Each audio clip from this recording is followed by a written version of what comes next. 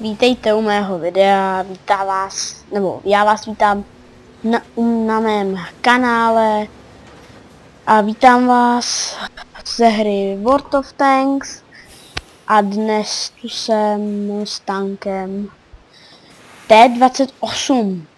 Tak bude to povídání, replay si pustíme až příští video. No tak co k tomu tanku? Tak asi začneme ho nevýhodama. Jeho nevýhodama je asi velká, že ten tank je velký, takže je strašně lehký cíl. Potom tady to vlastně stačí vás trefit jenom sem a hoříte. No. Tady na celý ten bok vlastně, tam není téměř žádný pancíř. Opravdu žádný. Nebo samozřejmě je tam pancíř 20, ale to vůbec nedingat. Což je naprostý rozdíl potom před svým předchůdcem. Ale tak je to čtyřkový tank, musí se to brát tak. Jedině kde má dobrý pancíř je vlastně tady, má to kosené a tam to moc neprojde. Ale tam vás asi vystřílej jenom nějaký nobelek, který přijedou, vystřelej, jenom že kouknou, vůbec nemířej, do vany projde všechno samozřejmě. Jinak vaším hlavním expotem jsou tyhle ty dvě kopůlky, tajta, a protože máte dva radisty, vlastně radistů, no tady dva radisty a v každý té kopulce je jeden radista. No a jedna střela, co to znamená, to krvácení radisty nebo dostali nám radistů. No, teď když si koukneme ty statistiky, takže výdrž 350 na střední tank normální. Hmotnost to bych neřešil, výkon motoru taky. Maximální rychlost 45 km hodně je dobré. To nemá žádný... To je dobré. Potom rychlost otáčení podvozku. To je také výborný, tomu bych asi nic neříkal. Pancíř korby, už jsem říkal, jedině kam budete dingat, občas, když vás střelej sem, nebo sem, když vás střelej. Ale tady se vám ani nevyplatí side scrapping, myslím, že tady se vám vyplatí, jinak myslím, že ne, protože stejně to projde úplně všude, když je to nějak, no, to je jedno.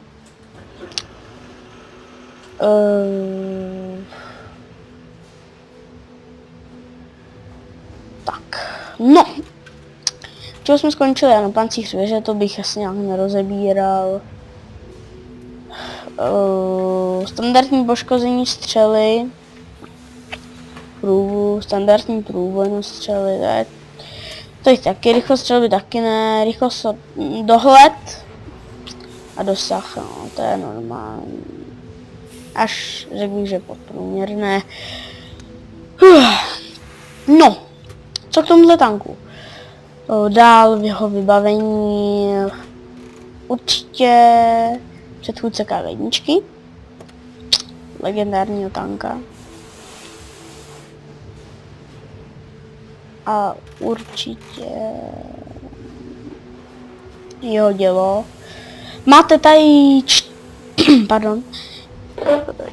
5 děl, samozřejmě jedno je velkový, potom máte 376, kterou si můžete okamžitě namontovat, což je ta houfnice, ano, houfnice, kterou vlastně máte na T46.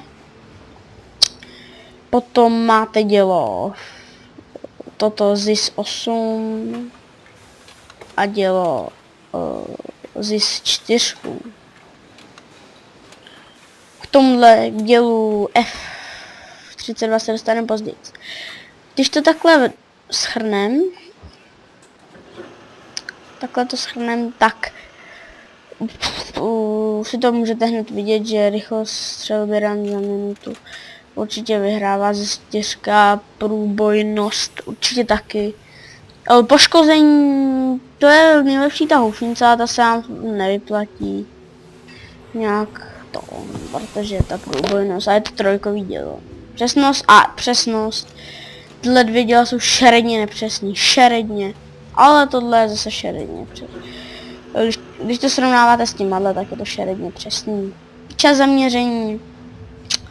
To dělo ZIS 4 je pravda, že pomalu zaměřuje, ale to je dobrý. No a to je asi všechno. No.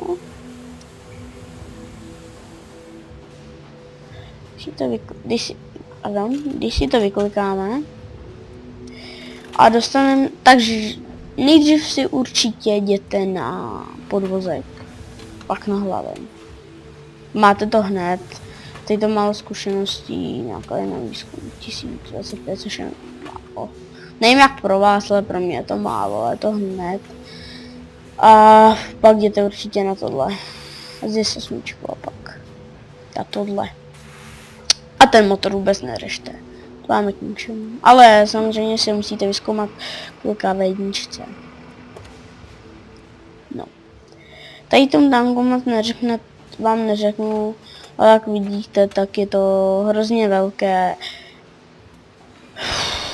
A ten dohled mi nepřipadá moc dobrý při srovnání s jinými tankama. No, každopádně s tímhle tankem se dá hrát, ale moc vás nenaučí v hraní. Jinak jeho hodně velkou výhodou je i to dělo docela. To se nabíjí rychle, ale ten damage je průměrný. Šazanu jinou 4 nemám. Nemám jinou 4. Mám tady ještě pár trošku víc tanků, ale tomu se dostane někdy jindy, k těm tankům. A teď určitě vám ještě ukážu tu linii, nebo pardon, ten výzkum, já ty rusáky, ano. Tak je to tady ta linie, teda začíná se zkoupit tam tu T28. Ta mi připadala docela dobrá na svůj týr. T46 ne, blbej matchmaking, no tohle už jsem vám říkala, kavenička, to uvidím. Pak půjdu asi na, jak to tak vidím, na Kavenes, protože se nic nevidím. No.